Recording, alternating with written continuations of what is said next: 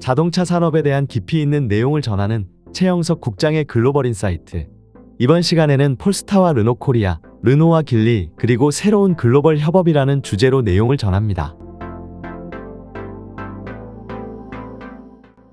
르노코리아의 부산 공장에서 폴스타4가 2025년부터 생산된다. 한국 시장 판매는 물론이고 미국 시장으로도 수출된다.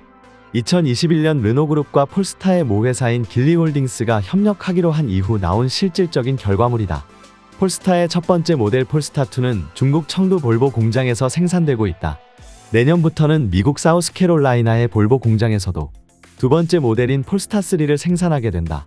그리고 세 번째 모델인 폴스타4를 한국 르노코리아 공장에서 생산한다는 것이다. 외형상 위탁 생산이다. 르노와 길리가 진행하는 새로운 형태의 글로벌 협업이 시작되었다. 관련 내용을 포함해 새로운 형태의 협업에 관해 고찰해본다. 미국의 인플레이션 감축법은 아직 존재한다. 그런 상황에서 폴스타가 미국이 아닌 한국에서 배터리 전기차를 생산하기로 했다. 이는 짚어볼 내용이 많다. 르노코리아의 입장에서는 생산시설을 활용할 수 있다는 점에서 호재다. 그러나 아리백으로 대변되는 친환경 비즈니스에 부적합한 한국에서 생산해 해외 시장으로 진출할 수 있을까 하는 질문도 나올 수 있다. 이는 2025년 이후 전기차를 출시할 계획인 르노코리아도 마찬가지이다. 최근 울산에 전기차 공장 건설을 시작한 현대자동차도 마찬가지이다. 자동차 산업에서 비용 절감은 숙명이다. 이미 여러 차례 다양한 방법으로 언급했다. 지금 전기차로의 전환 과정에서는 그것이 더 극적으로 다가오고 있다. 차량 가격의 40%에 달하는 배터리는 외주에 의존하고 있다. 나머지 60%에서 수익을 내야 한다. 자율주행, 커넥티비티보다 더 중요한 생존이 걸린 싸움이 시작되고 있다. 전통적인 자동차 회사들은 그것을 알고 있었다. 하지만 거대한 규모의 회사가 정책을 바꾸는 데는 시간이 걸린다. 그 사이 그 내용을 간파한 테슬라가 선수를 쳤다. 기가캐스팅을 기반으로 언박스드 프로세스로 대변되는 생산 방식의 혁신이 진행 중이다. 지금은 토요타가 자체 추진 생산 방식과 현대차 그룹이 신 제조 혁신으로 구체화하고 있다. 물론 중국의 상하이 자동차 그룹도 실행하고 있다. 길리 자동차 그룹의 지커 브랜드와 스타트업 샤오펑도 기가 캐스팅 방식을 양산차 생산에 적용하고 있다. 볼보도 최근 2대의 기가 프레스를 주문했다. 그런 가운데 등장한 것이 르노그룹과 길리 자동차 그룹의 협업이다. 협업은 파워트레인과 플랫폼 공유, 부품 공유화가 대표적이다. 서로의 인프라를 활용해 생산 비용을 절감하는 방식도 포함된다. 20세기 말부터는 배지 엔지니어링도 등장했다. 배지 엔지니어링은 같은 모델을 개발해 다른 브랜드의 공유 또는 공유하는 방식이다. 엔진 등 파워트레인 공유도 적지 않았다. 그 시기에는 규모의 경제를 위해 다임러 크라이슬러의 인수합병, 르노니산 얼라이언스 등이 동원됐었다. 지분 관계가 포함된 형태였다. 다임러와 크라이슬러는 문화적인 차이를 해소하지 못하고 2007년 다시 헤어졌다. 르노와 닛산도 최근 지분 관계를 각각 15%로 조정하면서 새로운 관계 설정에 들어섰다. 현대기아의 합병을 제외하면 당시의 이합집산이 뚜렷한 효과를 냈다고는 볼 수 없다. 지금은 그동안 주류에서 밀려나 있던 르노그룹이 닛산과의 관계 정립을 마치고 새로운 길을 모색하고 있다. PSA와 피아트, 크라이슬러 그룹이 뭉쳐있는 스텔란티스와 달리 르노그룹은 독자적인 행보를 하기가 더 용이하다. 르노 브랜드와 다치아, 그리고 르노코리아 등 몇 개의 자회사만 있다. 역으로 2022년 기준 205만 대 판매로 규모의 경제를 독자적으로 구축하기에는 한계가 있다. 그래서 닛산과 협력을 했다. 결국은 화학적 결합은 이루지 못했다. 플랫폼과 부품 공유에도 뚜렷한 성과를 내지 못했다. 닛산이 그렇듯이 르노그룹도 새로운 길을 모색하고 있다. 그래서 길리홀딩스와 협업하기로 했다. 르노그룹은 2021년 초 발표한 르놀루션을 바탕으로 움직이고 있다. 2025년 전기차 점유율 60%, 2030년 90%를 목표로 하고 있다. 궁극적으로는 2050년 탄소 중립을 달성하는 것이 목표다. 이런 목표는 다른 업체들과 크게 다르지 않다. 그 목표를 달성하기 위해서는 당장의 수익을 내 미래 기술에 투자할 수 있는 자금을 확보해야 한다. 테슬라처럼 주식으로 자본을 수혈하기에는 한계가 있다. 르노그룹은 PSA 그룹이 그렇듯이 프랑스 특유의 기업 문화로 글로벌화에 한계가 있다. 작은 차에 특화된 남유럽 시장과 일본 시장 등에서는 존재감이 강하다. 하지만 큰 차를 선호하는 미국에서는 판매 자체가 되지 않고 있다. 그런 라인업의 한계로 드러난 것은 자동차 시장을 주도하고 있는 중국 시장에서였다. 르노는 2016년 합작회사 둥펑르노를 통해 중국 시장에 본격 진출했지만 중국 소비자들에게 어필하지 못했고 2020년 결국 종료됐다. 그러나 지금 중국 시장 의존도가 30에서 40% 달하는 대부분의 글로벌 플레이어가 그렇듯이 중국 시장에서의 입지 구축은 르노에게 필수 조건이다. 그래서 길리홀딩스와 협업을 선택한 것이다. 길리홀딩스와 르노그룹의 협력이 구체화한 것은 2023년 7월이었다. 다른 자동차 제조업체들의 제품을 제공할 파워트레인 기술 회사를 설립하기 위해 구속력 있는 계약을 체결했다. 2022년 11월 두 회사의 기본 합의가 구현되었다. 두 회사는 50시 50분 비율로 합작회사를 설립하고 영국에 본사를 둘 예정이다. 여기에는 세계 대륙의 17개 엔진 공장과 5개의 연구개발센터가 포함되며 직원 수는 1만 9천 명이 넘는다. 합작회사는 르노그룹과 길리가 이끌게 되며 동등한 이사회 구성원이 전략을 수립 및 실행하고 회사의 방향을 설정하게 된다. 합작회사는 먼저 각각의 운영을 담당하는 2개의 운영센터를 갖게 된다.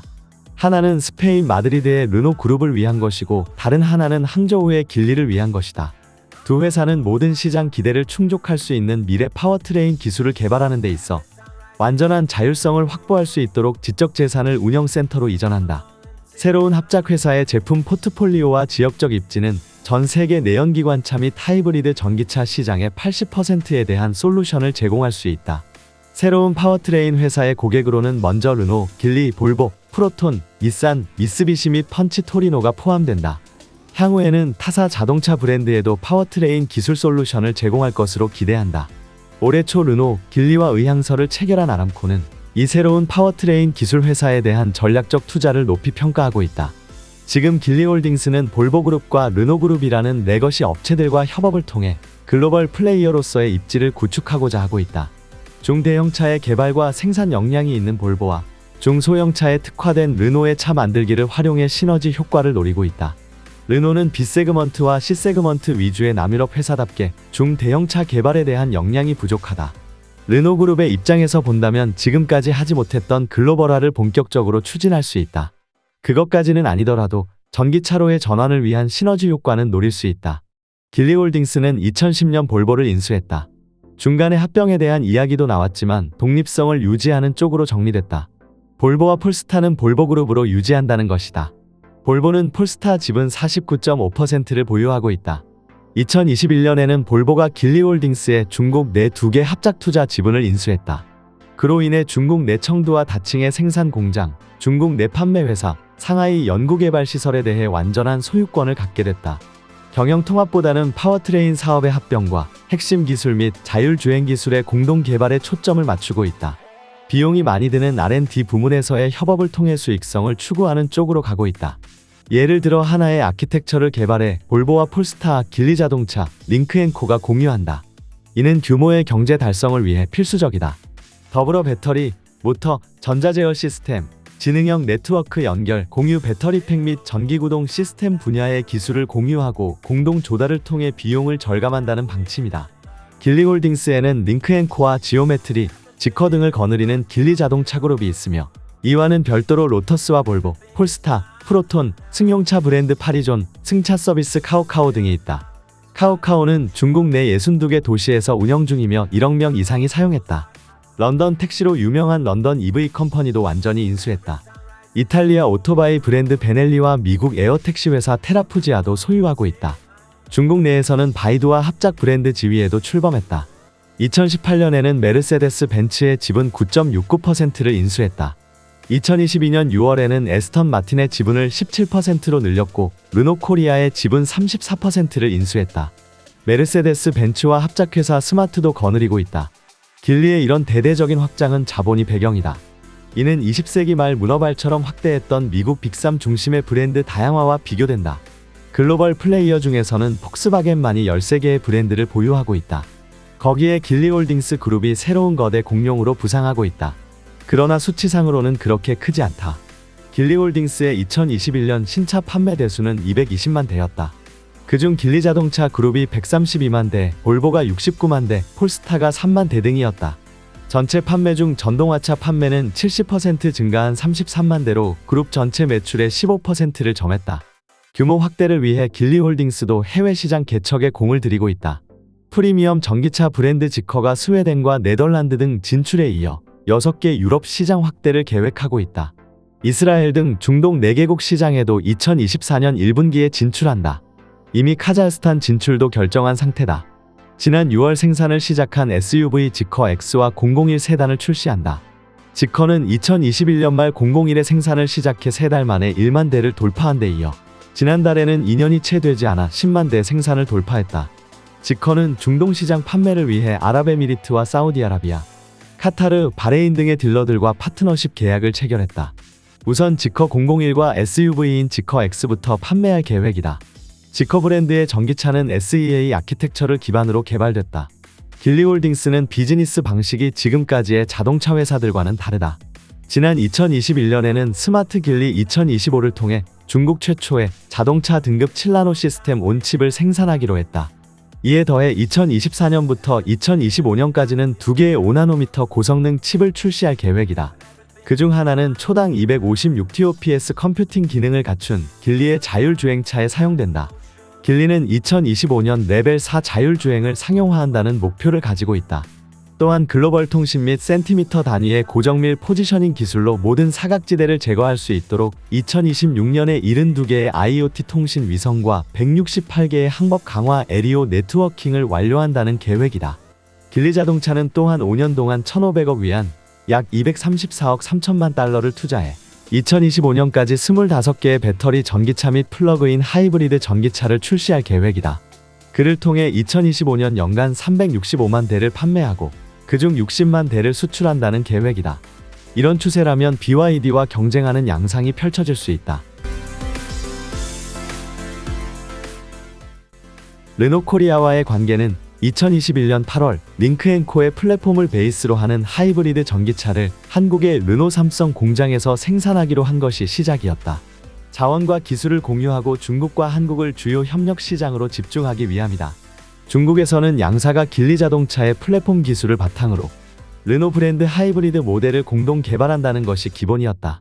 한국에서는 링크앤코의 플랫폼인 CMA 아키텍처를 기반으로 하는 한국 시장용 모델을 개발하고 있다. 길리 자동차의 입장에서는 자사의 플랫폼을 외부 업체에 공급할 수 있다. 르노는 소위 르놀루션 플랜을 가속하는 데 필요하다고 보고 있다. 길리 자동차는 2020년 개발한 전기차 플랫폼 SEA가 있다. 이 아키텍처는 볼보와 함께 개발한 PMA 플랫폼의 아키텍처를 기반으로 한 것이다. 자체 개발된 차량 제품의 일부를 유지하고 더 많은 소프트웨어와 지능형 애플리케이션을 제공한다. 자동차 제조 분야 진출을 선언한 바이두도 이 아키텍처를 기반으로 한다. 길리 자동차와 르노코리아와의 협력은 중국 정부가 2020년 10월 발표한 신에너지차 개발 전략이 배경이다. 중국 정부는 2035년까지 배터리 전기차 50%, 하이브리드 전기차 50%로 한다는 목표를 설정했다. 신에너지차의 비율을 2025년에 20% 전후, 2030년에 40% 전후, 2035년에 50% 이상까지 끌어올리는 것이 목표다. 신에너지차의 95% 이상은 배터리 전기차로 한다는 방침이다. 나머지 가솔린차 등은 모두 에너지 절약형 차량인 하이브리드로 전환한다. 하이브리드 전기차의 비율을 2025년에 50%, 2030년 75%, 2035년 100%로 높이고 하이브리드가 아닌 기존의 가솔린 자동차 등은 판매를 중단할 방침이다. 길리는 여기에서 배터리 전기차에 집중하고 하이브리드 전기차는 르노코리아를 활용하고자 하고 있다. 르노코리아의 입장에서는 우선 신차를 출시해 내수 시장을 확대할 기회다. 더불어 연구개발비에 투자를 분담해 차세대 기술의 채용폭을 늘릴 수도 있다. 특히 디지털화 측면에서 르노와 길리가 확보한 다양한 제휴의 산물을 활용할 수도 있다. 특히 중국 시장의 규모를 감안한다면 르노와 길리의 역할에 따라 기대 이상의 성과도 예상할 수 있다. 그런 상황에서 폴스타가 배터리 전기차를 르노코리아 공장에서 생산하기로 했다. 르노코리아는 지금 오로라 프로젝트로 하이브리드 전기차 개발에 집중하고 있다. 우선은 2025년에 출시될 길리 자동차 그룹과의 협업에 의한 하이브리드 전기차가 나오고 2026년을 목표로 배터리 전기차도 개발하고 있다. 르노코리아 부산 공장은 내연기관차 기준 연간 생산 용량이 30만 대다. 르노코리아는 2016년 25만 대, 2017년 기준 27만 대로 호조세를 보였었다. 가장 많이 판매됐던 것은 2010년 27만 1,400여 대였다. 공장의 생산 용량이 꽉 찼던 때였다. 현재 르노코리아의 부산 공장은 절반가량 밖에 가동되지 않고 있다. 당장에라도 신차를 출시해야 하지만 여의치않다. 지금은 르노코리아의 연구 역량과 생산 역량을 인정하고 새로운 길을 모색하고 있는 과정이다. 그런데 길리홀딩스와 르노그룹의 협업 일환으로 하이브리드 전기차보다 먼저 폴스타의 배터리 전기차를 생산하게 됐다. 그것도 르노코리아가 계획하고 있는 배터리 전기차보다 먼저 생산된다. 그렇다면 르노코리아는 당장 공장을 개조해야 한다. 배터리는 이미 SK온과 공급 계약을 체결했지만 폴스타의 상황에 따라 달라질 수 있다. 폴스타는 길리자동차 그룹에 속한 브랜드로 이런 그룹 차원의 협력 관계를 활용한다는 것이 이번 결정의 배경이다.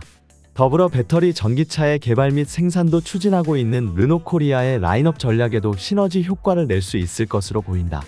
폴스타는 2020년 첫 생산 이래 지난 8월 누계 생산 15만 대를 돌파했다. 볼보가 연간 70만 대 수준인 만큼 아직은 규모의 경제와 거리가 있다. 당연히 라인업이 없기 때문이다. 폴스타2에 이어 3와 4가 추가되는데도 2024년이 되어야 한다. 당장의 생산 대수가 많지 않아 르노코리아의 공장에도 부담이 없다. 볼보의 생산 시설을 활용하고 있는 폴스타의 입장에서도 투자에 대한 부담을 줄일 수 있다. 처음 르노와 길리홀딩스의 협업이 발표됐을 때 르노코리아, 당시 르노삼성에는 또 다른 기회일 수 있다고 전망했었다. 그런데 의외의 작업이 추가됐다. 르노코리아가 폴스타사를 위탁 생산하게 된 것은 두 회사 모두에게 윈윈이다. 규모가 작은 두 회사가 추가로 대규모 자산 투자를 하지 않고 서로에게 부족한 부분을 채워줄 수 있게 됐다. 이는 약 20년 동안 자동차를 생산해온 르노코리아의 생산성이 있었기에 가능한 것이다.